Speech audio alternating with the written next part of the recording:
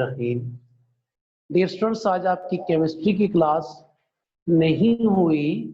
Sir ज़ैन कहीं मसरूफ थे थोड़े से, इस वजह से वो नहीं ले पाए केमिस्ट्री की क्लास आपकी। तो बच्चों, फिजिक्स का हम कल पढ़ रहे थे।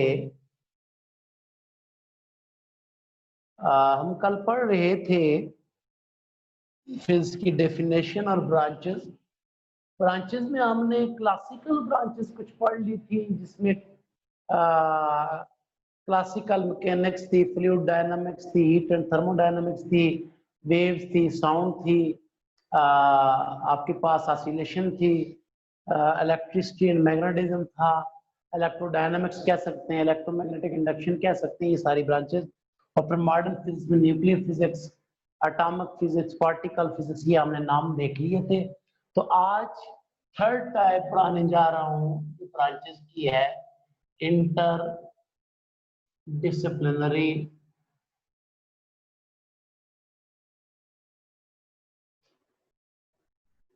Branches,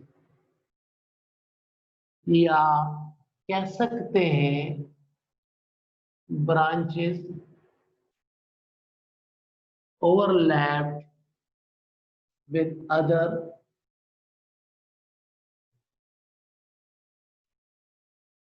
sciences.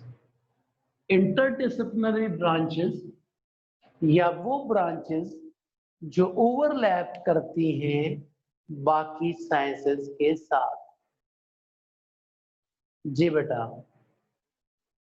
इंटरडिसिप्लिनरी ब्रांचेस से मुराद फिजिक्स की वो ब्रांचेस जो बाकी साइंसेस के साथ ओवरलैप कर रही हैं, लिंक कर रही हैं, या बाकी साइंसेस के कॉम्बिनेशन से बनी हुई है। बेटा, आपकी एक बुक लिखती है, मैं नहीं कहता, क्या क्या क्या है, बुक लिखती है, physics can be said as mother of all sciences. Can be said का भी फर्क पता कर लेना, ये नहीं physics is not the mother of science, ये नहीं कहा मदर ऑफ साइंस।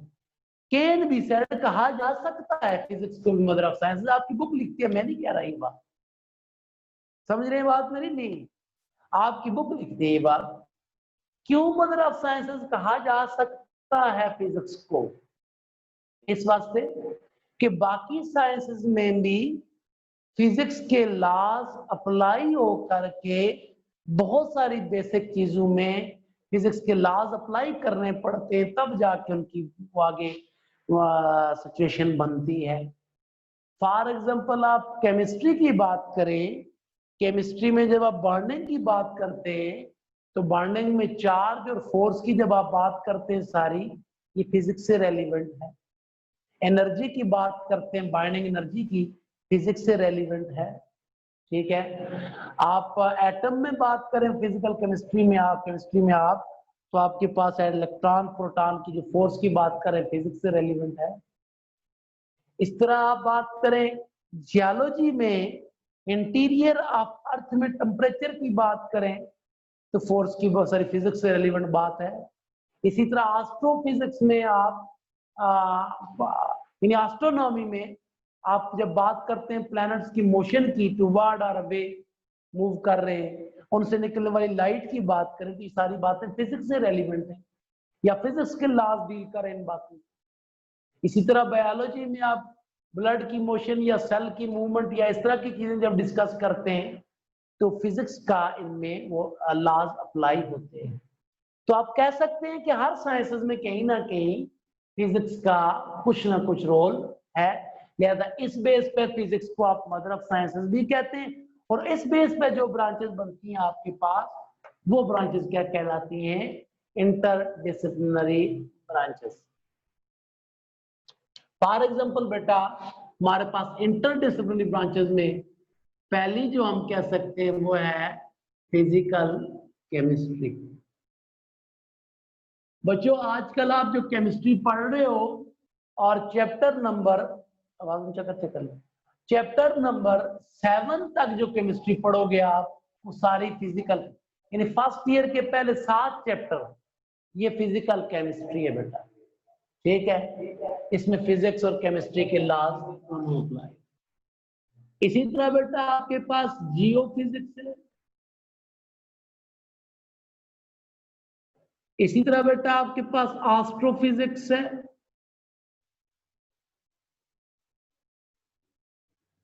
इसी तरह बेटा आपके पास है वो कौन सी बायोफिजिक्स है,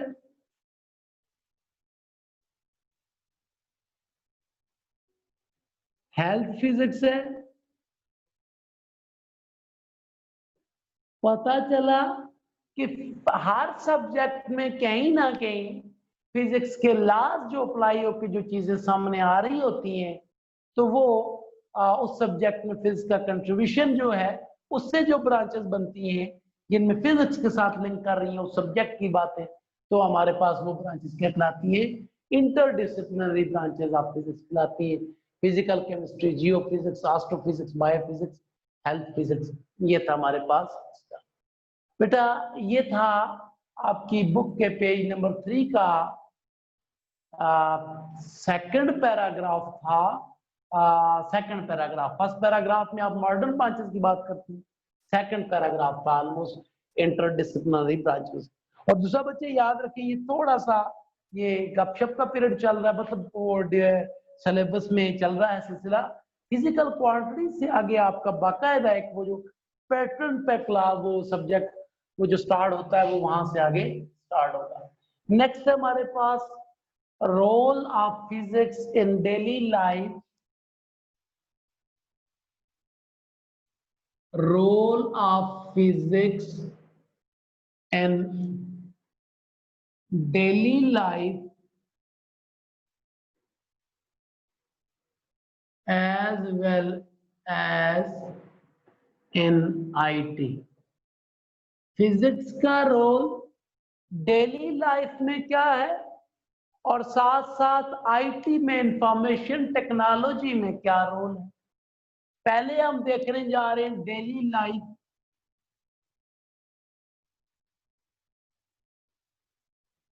डेली लाइफ में रोल देखने जा रहे हैं फिजिक्स।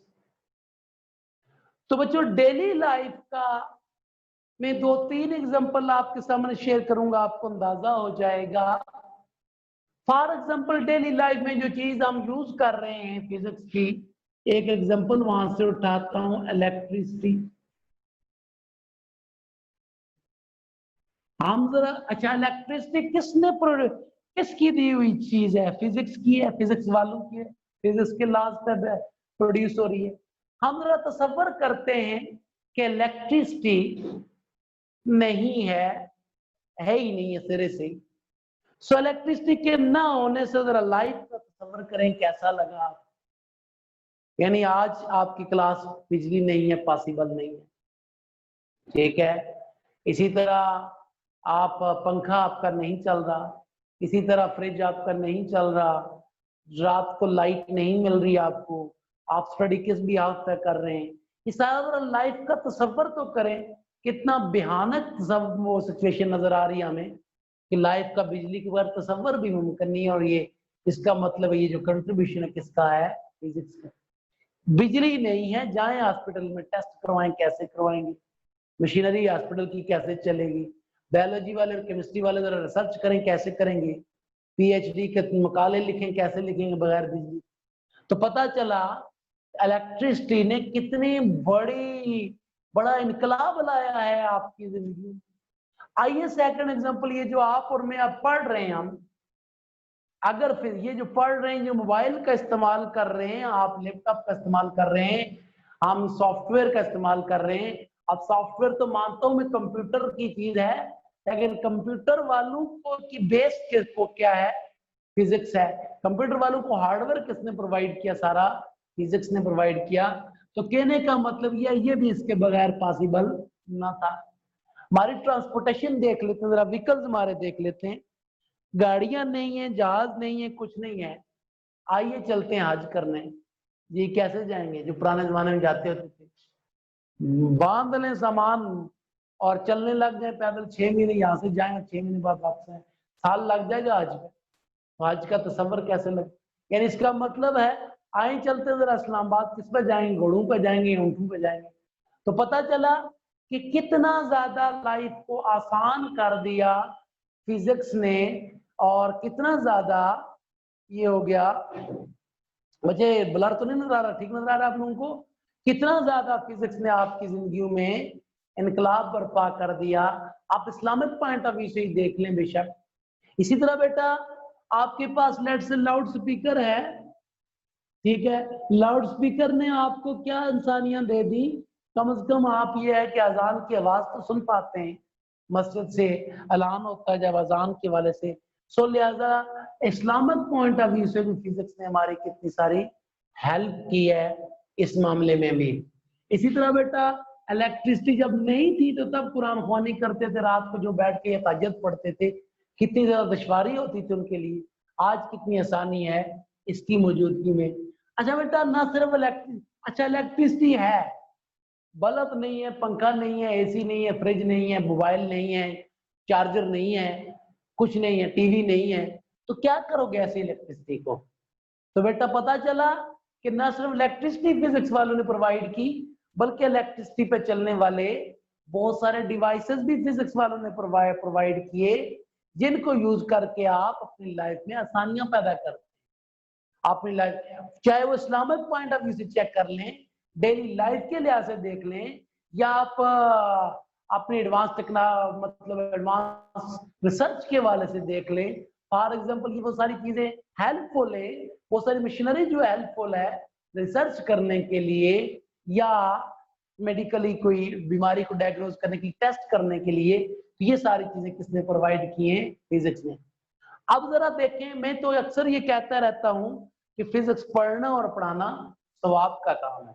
जी, ये मेरी स्टेटमेंट दुरुस्त है? फिजिक्स पढ़ना और पढ़ाना सवाब का काम है? जरा जस्टिफाई करें इसको, मैसेज में मुझे बताएं कि ये स्टेटमेंट दुरुस्त है या एवं किया मैंने। जरा मैसेज करें कि ये स्टेटमेंट मैंने कहा फिजिक्स पढ़ना और पढ़ाना सवाब का काम है, ये स्टेटमेंट दुरुस्त है या गलत है? नहीं है सवाब का काम पुत्र? अच्छा अच्छा, मैं बताता हूँ अभी। चलें जस्टिफाई करें, सवाब का काम है या नहीं है?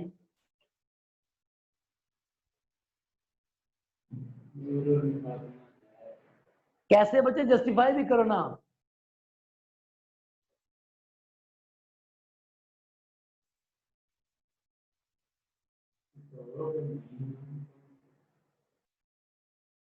कितने हो गए ये पार्टिसिपेंट, कितने आए? ठीक।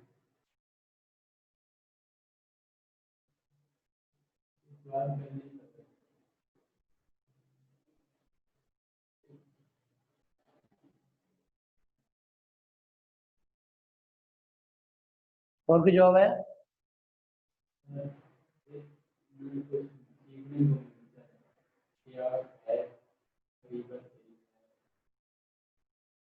अच्छा बच्चों, किस तरह से स्वाब का काम है? स्वाब क्या है, इसका क्या कंसेप्ट है आपके पास है? ये मोइन खान, तू कोई गधा लगता है मुझे, तुझे शर्म नहीं आती क्या लिखता है? कल से मैं रिमूव कर दूंगा। इंसान बन के रहो, तू जानता नहीं है मुझे, मैं किके मारता होता हूँ? गधे किस जगह के, बकवास लिखता है यहाँ पे, बेशर्म इंसान। औकात अपनी शो कर रहा है, दफा हो जाए जिधर मर्जी जाना है।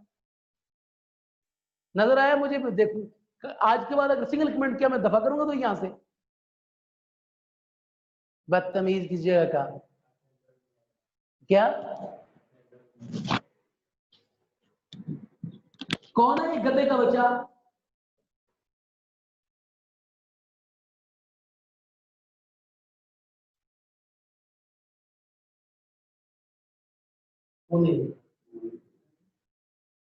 गधा किस जगह का? दफा आज तक क्लास सुनाई मेरी, रिमूव कर दिया,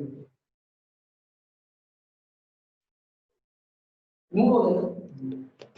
इस गधे को मैंने रिमूव कर दिया। इंसान के पुत्र आराम खाते हैं, आ जाते हैं ये क्लास में, आराम खोर। अच्छा बच्चों, उसको मैंने दफा कर दिया, रिमूव कर दिया उस गधे को। तो लैंग्वेज भी कोई ठीक होनी चाहिए ना बंदे की। ऐसे ही पढ़ने आ जाते हैं, पता नहीं क्या, कैसे वालदेन ने आराम खिलाया होता है लोगों को, तब ये इस तरह कर रहे होते हैं। बाकी माशाल्लाह बहुत अच्छे। अच्छा बच्चों, कैसे स्वाब का काम है, स्वाब का क्या कंसेप्ट है? मैंने फर्ज किया या आपने किसी बंदे की आज हेल्प की, 1000 रुपया दिया, क्या 1000 रुपया देना स्वाब का काम है? तो यस डेफिनेटली स्वाब का काम, स्वाब कमाया हमने, 1000 रुपया किसी को, किसी मजबूर आदमी को दिया। तो क्या हुआ, कैसे स्वाब हुआ? उस बंदे ने उस 1000 रुपये से खाना खाया, अपने बच्चों को खाना खिलाया, या वो किराया करके गया, या कुछ तरह की बात हुई। तो इन अदर वर्ड क्या है? इन अदर वर्ड उसकी लाइफ में क्या हुआ? आसानियां पैदा हुई। चल गए। अच्छा, मैंने कहा था कि वो 1000 रुपया कैसे फायदेमंद हुआ उसके लिए। तो फायदेमंद इस तरह से हुआ कि उसकी लाइफ में आसानियां पैदा हुई। तो स्वाब इसलिए पैदा हुआ, हमारे लिए हुआ कि उस शख्स की लाइफ में आसानियां पैदा। इसका मतलब है किसी की जिंदगी में आसानियां पैदा करना ही स्वाब का काम है। इंसानियत की खिदमत करना, उसके लिए, इंसानियत के लिए आसानियां पैदा करना ही। तो बेटा जरा देखें कितनी आसानियां पैदा की फिजिक्स में। तो लिहाजा अगर इतनी सारी आसानियां पैदा की, इतना सारी चीजें अगर हमारे लिए यूजफुल साबित हुई, तो इसका मतलब क्या हुआ? पर स्वाब का काम तो हुआ ना। तो बच्चों ये था एक पहला पर्सपेक्टिव डेली लाइफ के से रिलेटेड। इसको व्हाट्सएप ग्रुप में चेक करो, ये मोइन खान कौन है, इसको यहाँ से रिमूव करो वहां से भी। अच्छा जी, नेक्स्ट है हमारे पास इसके